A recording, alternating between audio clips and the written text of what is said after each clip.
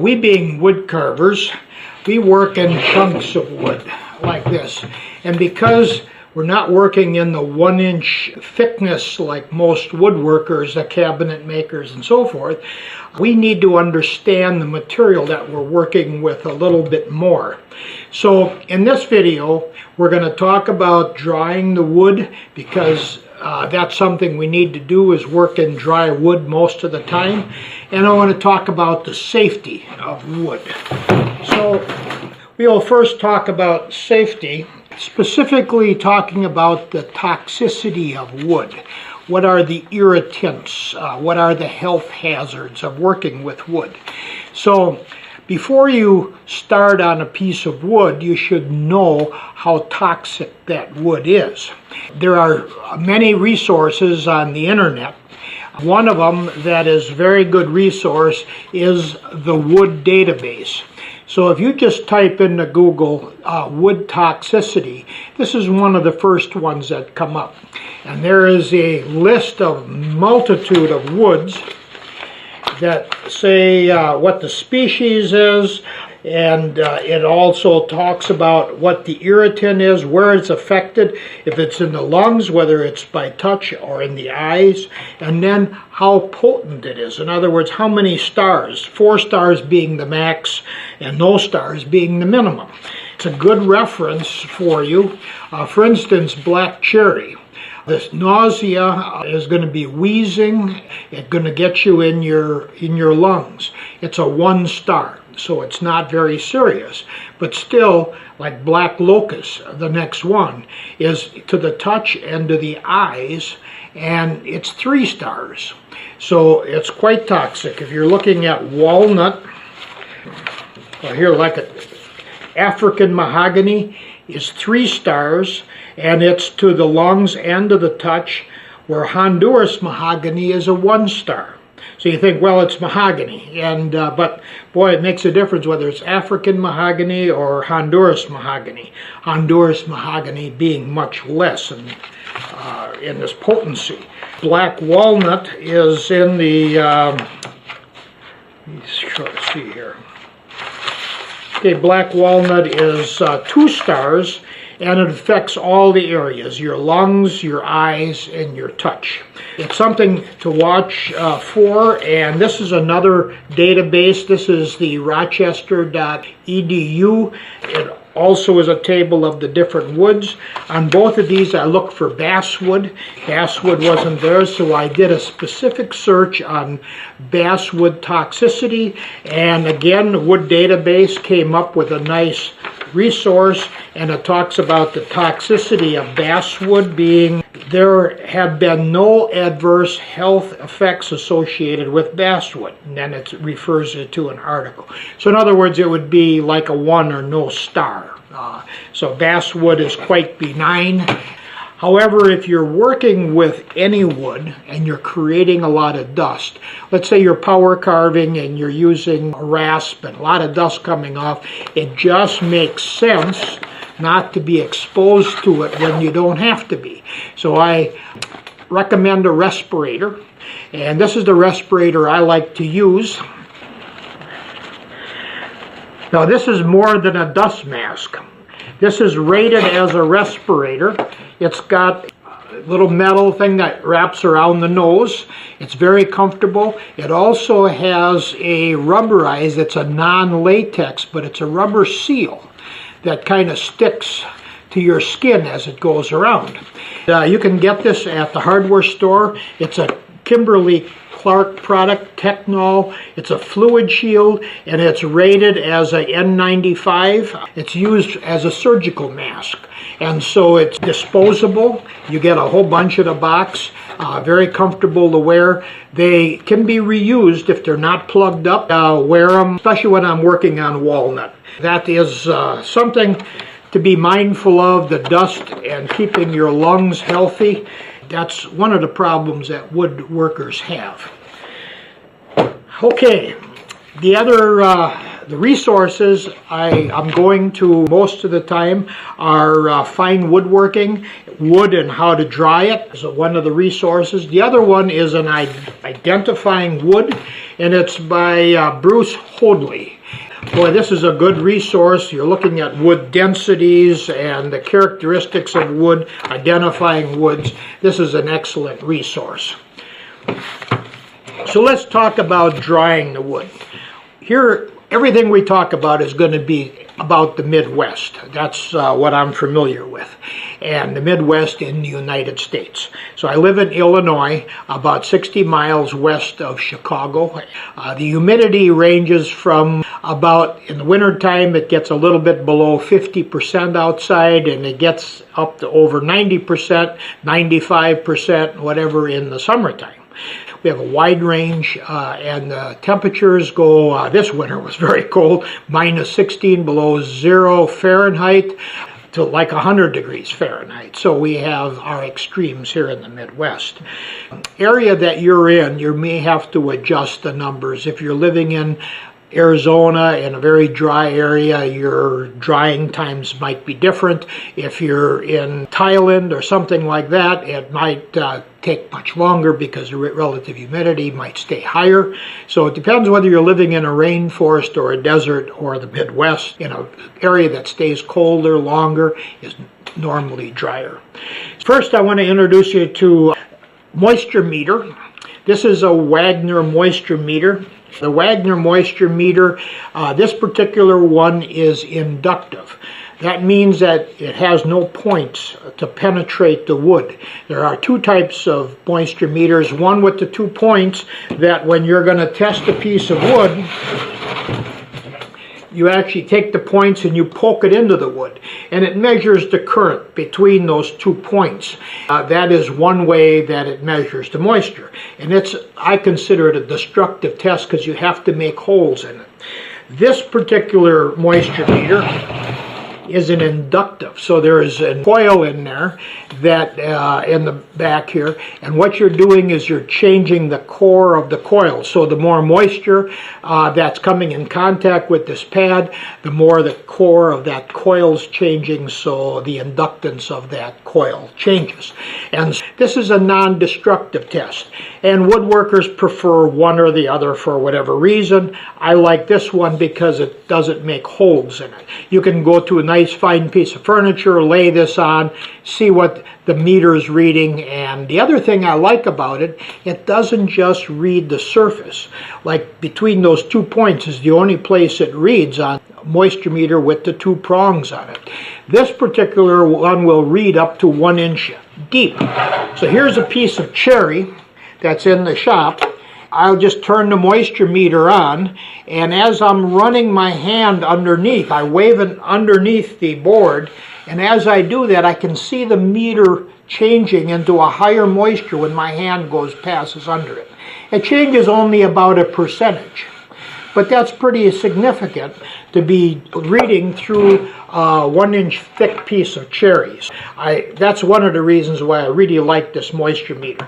There's a couple kinds. This is the cheaper one that Wagner makes, and it's good enough for me. It reads relative moisture content, a board.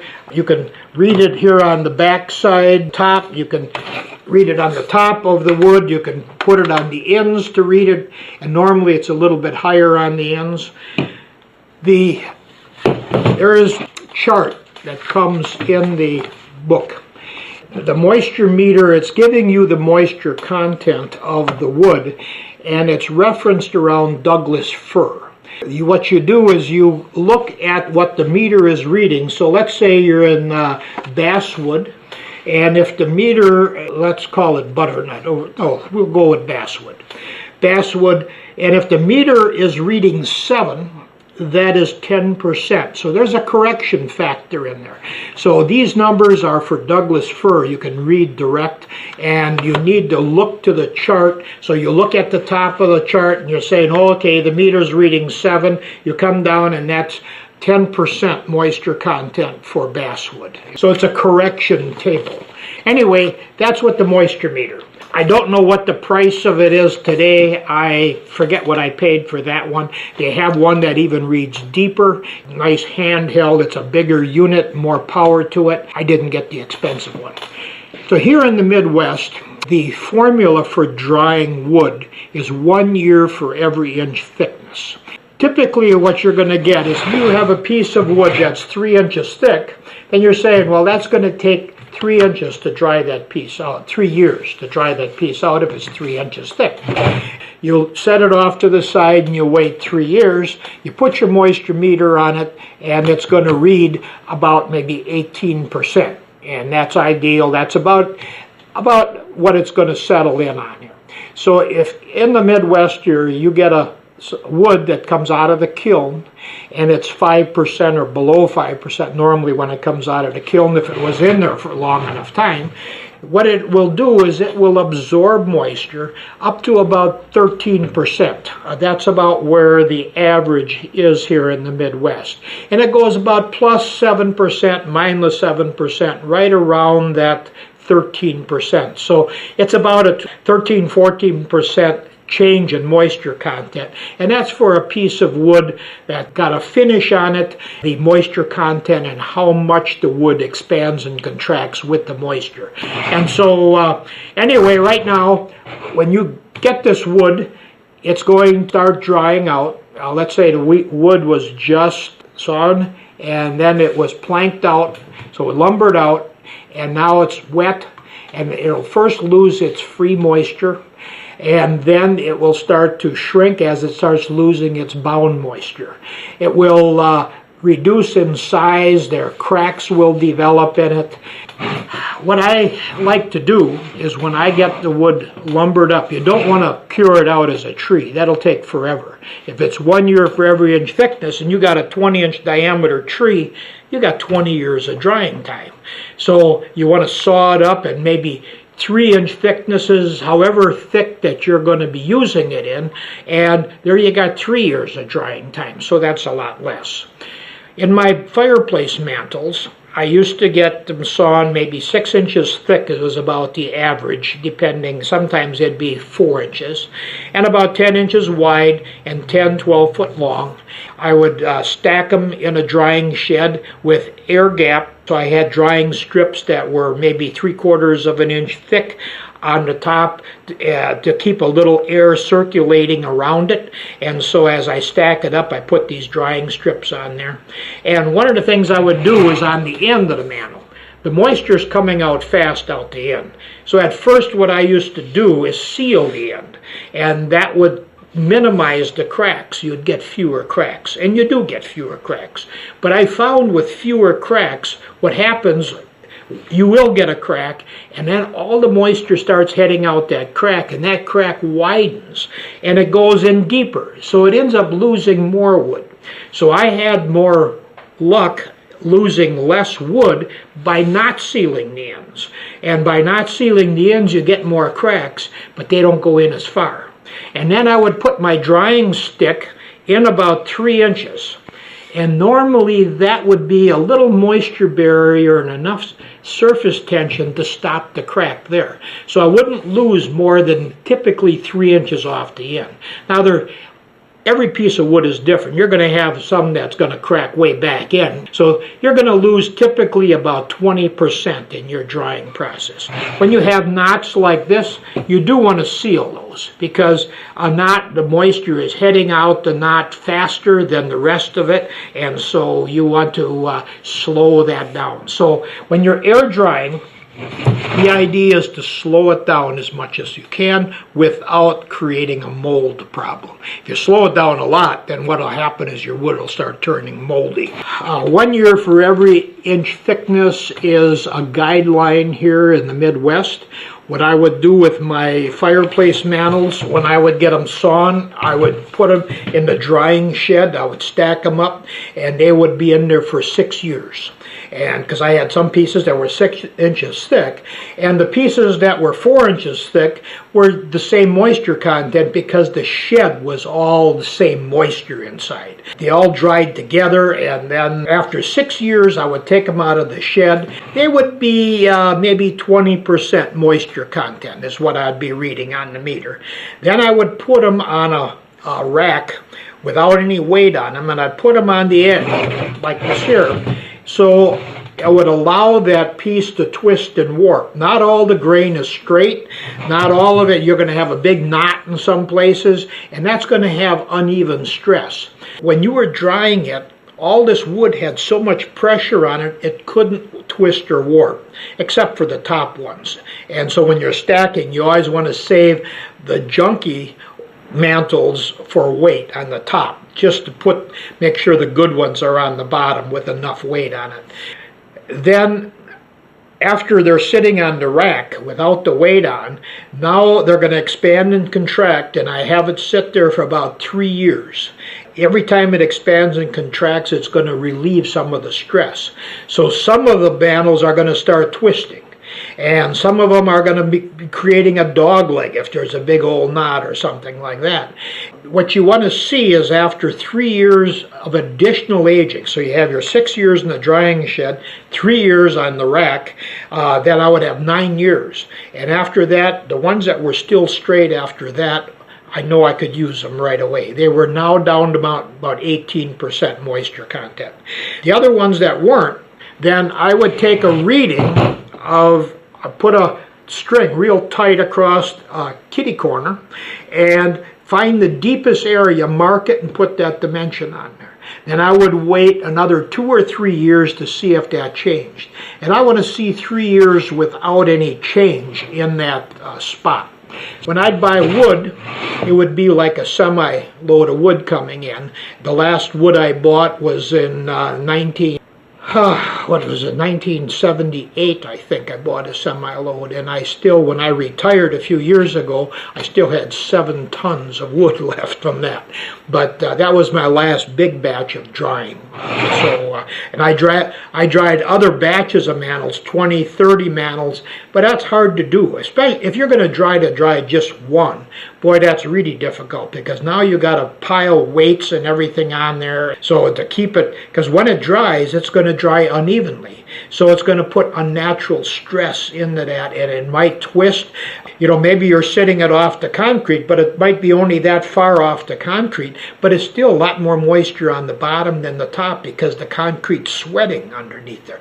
It's going to cause an unnatural bow that probably won't ever come out of the wood. It's just very difficult to dry 1 or 2 mantles at a time. It can be done, but it's better to take a big batch and do it. So much for drying the wood. Now, there's other people that they make walking sticks.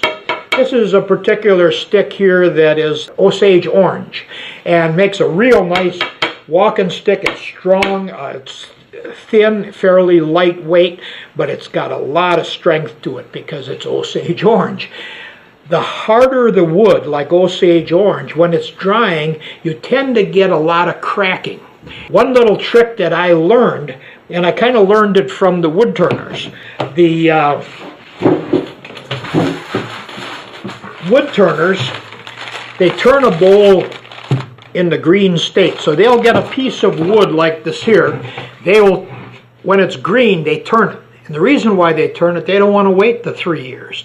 What they do is they turn the bowl down to where it's got a fairly thin wall, and I'm talking maybe it's 3/8 of an inch to 1/2 inch thick or something like that. And then they leave enough stock on the thing so they can finish it, but then they bury it in sawdust. And that sawdust then kind of evens out the drying. It slows the drying down because now it's packed in sawdust. And it dries evenly, so hopefully it doesn't crack on them. But when they take it out, the thing is no longer round. It's kind of oval shape. So now what they do is they'll put it back on the lathe, and they will turn it to round it up after it's dried.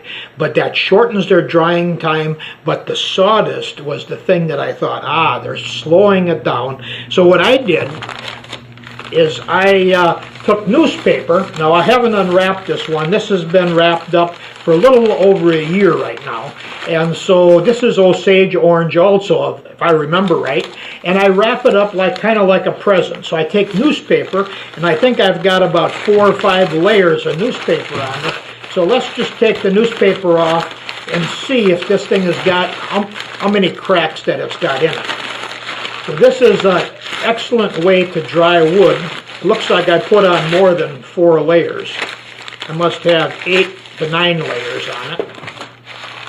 Boy, I'm looking at it and I don't see any cracks in that end and all the way down. Now this thing, when I wrapped it up, was very wet, but right now I don't see one crack, maybe just a little bitty one here in the end, but all the way along there is no cracks. It didn't open up any place. No cracks in the bottom, just a little hint of one little crack on the end there, but boy, I'd say that's almost nothing. Boy, there's a nice walking stick for somebody. It's Osage orange. Here was another case, and I've been successful many times in even taking a block of wood like this. You know, if you get a green piece this long, that size, and it is green, and any cracking in there at all, you're going to lose your piece of wood, because if you have to cut off the cracks here, you have nothing to work with. Your long grain here, what you do is you wrap that in newspaper, about 4, 6, 8 layers of newspaper, like a present, and then have it dry out. And at that point, then, and you can tell when it's dry because it becomes a much lighter. You will find that you will get very little cracking in it. Thank you.